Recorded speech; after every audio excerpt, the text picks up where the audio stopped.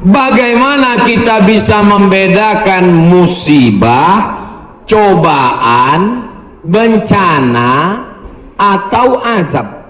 Seperti ujian dosen.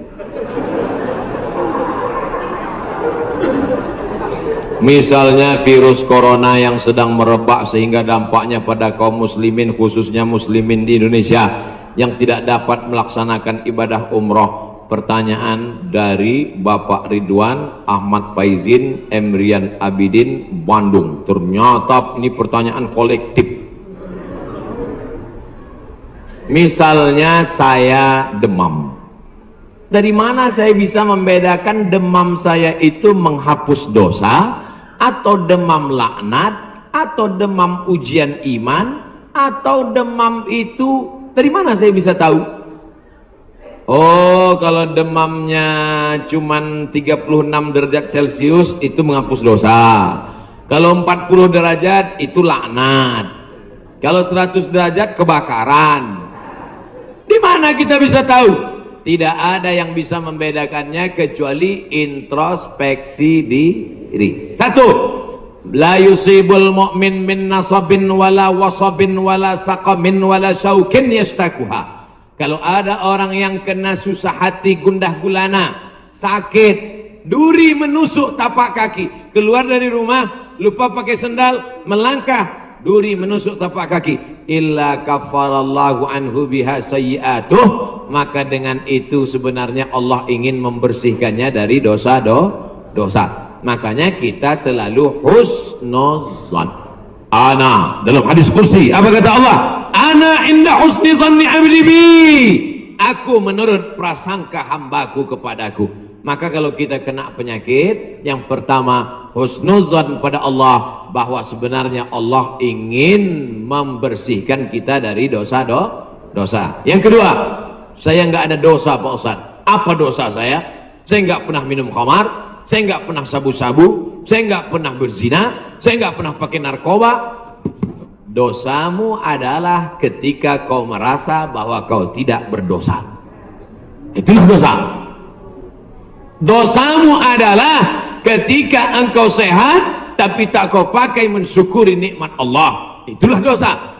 Maka ke siapa yang berkata saya tidak pernah silap, saya tidak pernah salah, saat itu dia sedang silap dan salah. Al-insan mahallul khata' wan nisyan. Manusia tempatnya silap, lupa dan salah. Yang kedua, ketika kita sakit, sebenarnya Allah ingin mengangkat derajat kita, karena sebetulnya amal kita tidak cukup.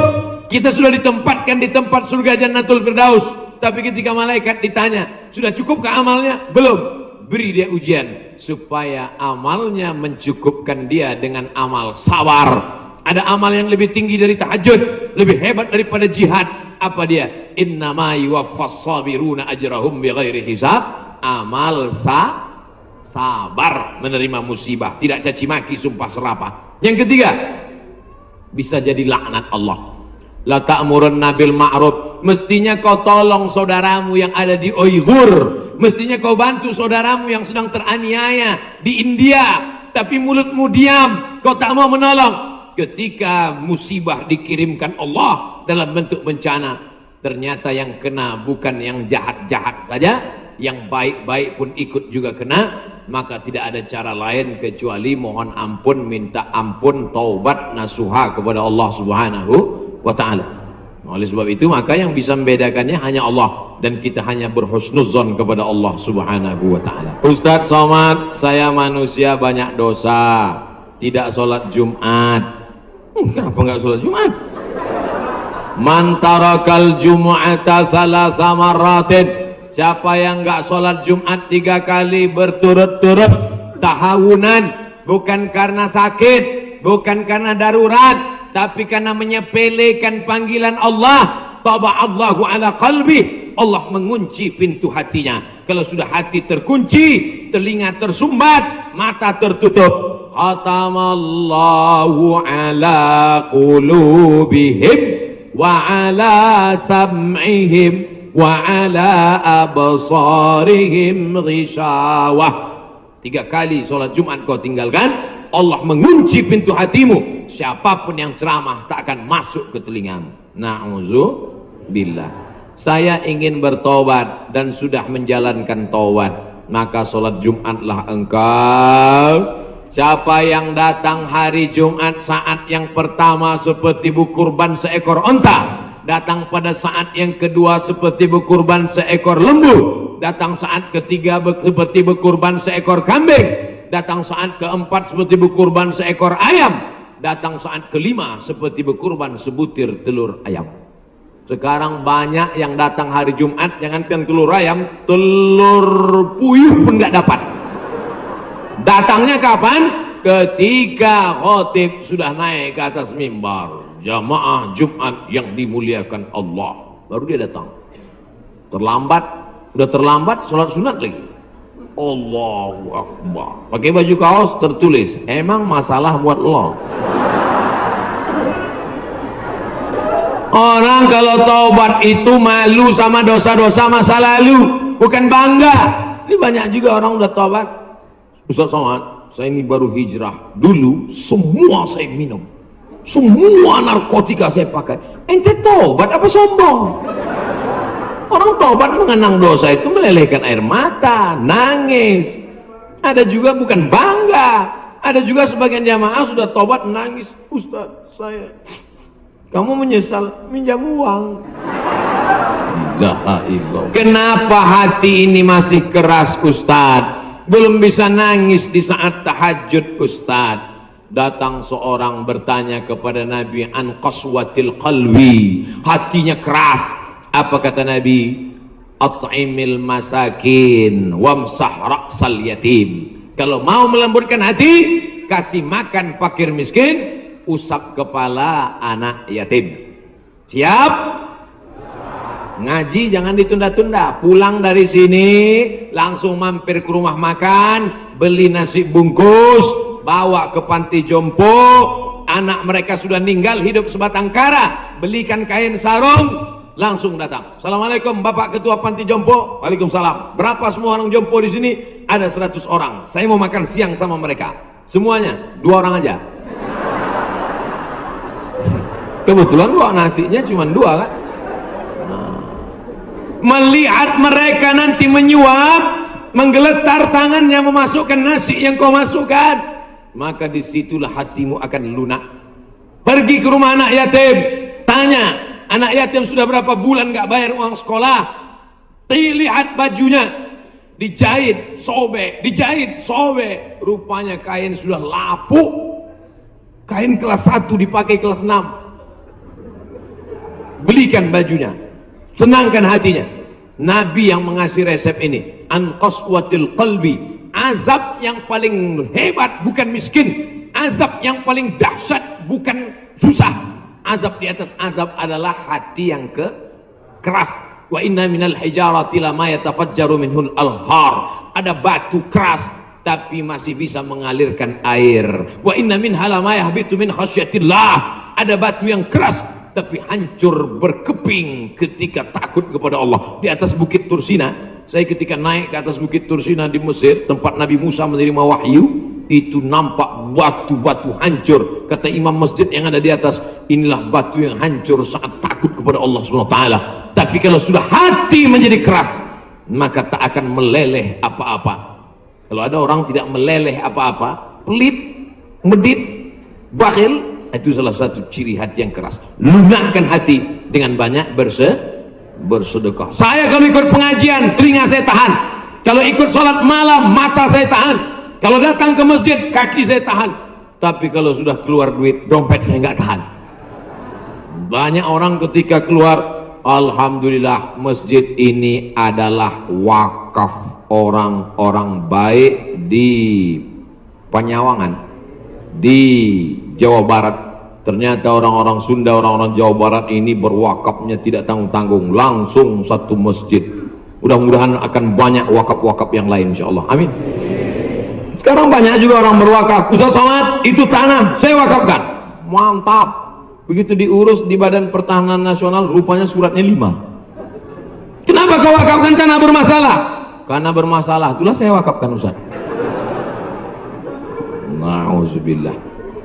Kalau hatimu masih keras juga, hadirlah di tempat penguburan jenazah. Berdirilah di tepi kubur tempat jenazah. Kubur, suruh kawan satu nyenggol dari belakang. Masuk kau ke dalam, kau sambut jenazahnya, kau pegang masuk ke lubang, terasa dingin dari bawah. Sadarlah bahwa kau juga akan mati masuk ke dalam. Rumahmu yang besar tinggal, istrimu akan nikah dengan brownies. Mobilmu yang mewah akan dijual, suratnya akan berganti di kantor Samsat. Tanahmu akan diganti akte notaris. Kau hanya akan membawa 2-3 helai kain kafan digulung macam dodol Garut. Apa yang kau bawa mati menghadap Allah Subhanahu wa taala? Ada orang Islam mati bawa seragam? Ada. Tadi saya baru dikasih jaket kulit, sayang sekali, tapi jaket itu pun tinggal kalau kau mati, Abdul Somad. Kenapa nggak dipakai sekarang? Panas. Apa yang kau bawa mati? Kalau pernah kau usap kepala anak yatim, kalau pernah kau infak sedekah untuk masjid, itulah yang akan kekal abadi. Yang mewakafkan tanah ini sudah meninggal, tapi terang kuburnya, lapang makamnya, insya Allah. Amin. Pikirkan, orang yang cerdas bukan yang IP-nya 4, orang yang cerdas bukan otaknya hebat. Al-Kayyis, orang yang cerdas, mandana nafsahu, mampu menekan hawa nafsunya, wa amila lima ba'dal maut, dia beramal berpikir setelah mati. Ini banyak orang mikirnya setelah pensiun. Saya alhamdulillah Pak Ustaz udah siap nih setelah pensiun nanti. Emangnya yakin malaikat maut datang setelah pensiun? Banyak malaikat maut datang sebelum pensiun. Pikir baik-baik. Pikir itu pelita hati. Lama berpikir sakit hati. Bagaimana caranya bisa membubarkan tempat hiburan malam? Karena saya yakin di tempat seperti ini adalah pusatnya maksiat. Semua hiburan malam mesti ada izin dari Majelis Ulama Indonesia, tokoh adat, tokoh masyarakat, dan disetujui oleh Polsek. Setuju? Jadi siapa yang mau buat hiburan malam nikah anaknya, dia ngurus surat 3. Pertama, rekom dari MUI. Pak Ketua MUI Kecamatan, ya nanti malam mau pesta anak saya. Kata MUI, apa hiburannya? Ada keyboard tunggal. Lagunya apa? Ini lagunya, ini pulang-pulang berbadan 2. Jangan. Berubah sama selawat. Setelah MUI setuju, datang ke tokoh adat Sunda. Ini Pak tokoh adat. Apa lagunya? Ini lagu ya. Buat satu lagu adat yang mengingatkan supaya kita tetap menjaga adat sopan santun. Oke, tambah lagu religi satu, lagu adat. Datang ke Polsek. Pak Polsek, oke, setuju. Jam 10 tutup. Bisa apa nggak bisa? Bisa. Jangan suruh saya datang ceramah ke situ. Nanti mereka sudah mabuk, baru datang saya. Assalamualaikum. Nggak bisa. Ini amar ma'ruf nahi mungkar ini bukan cuma tugas ustadz, tapi tugas kita bersama.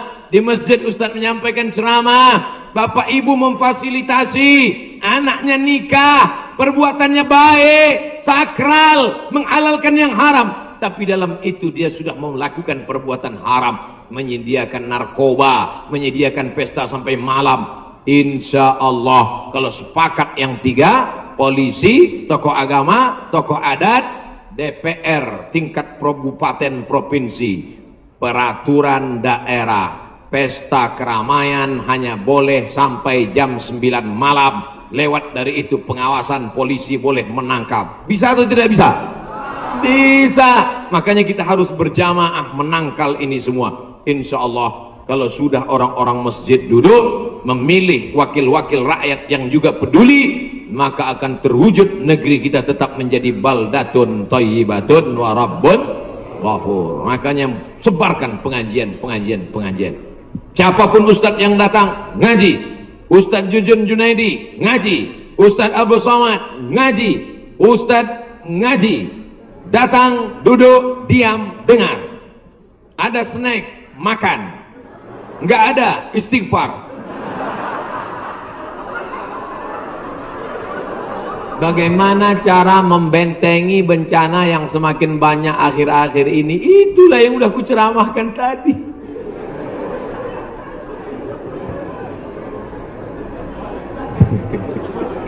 Itulah yang udah kita bicarakan selama 1 jam 15 menit tadi, brother.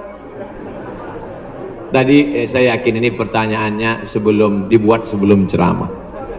Apabila kita sudah baca amalan-amalan penangkal musibah, tapi musibah masih saja terus datang, bagaimana sikap kita sebagai muslim?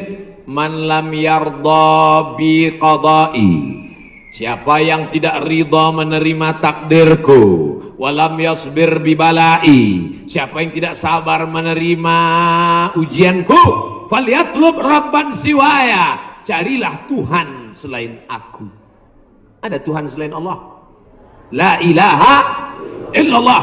Maka kita tidak ada cara lain kecuali ridha, ikhlas, terima ketetapan Allah.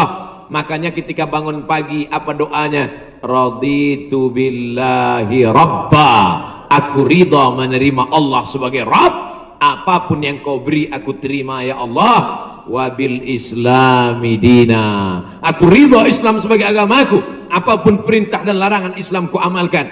Wabi Muhammadin nabiyya wa rasula, aku ridha Muhammad sebagai rasulku, maka kita ikut sunnah Rasulullah Muhammad sallallahu alaihi wasallam. Terjadi juga ridha. Tapi kalau terjadi karena kurang usaha, hukum sebab akibat.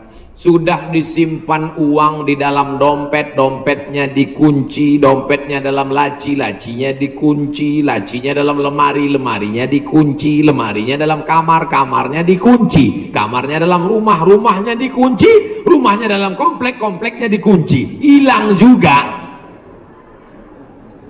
Terus mau ngamuk.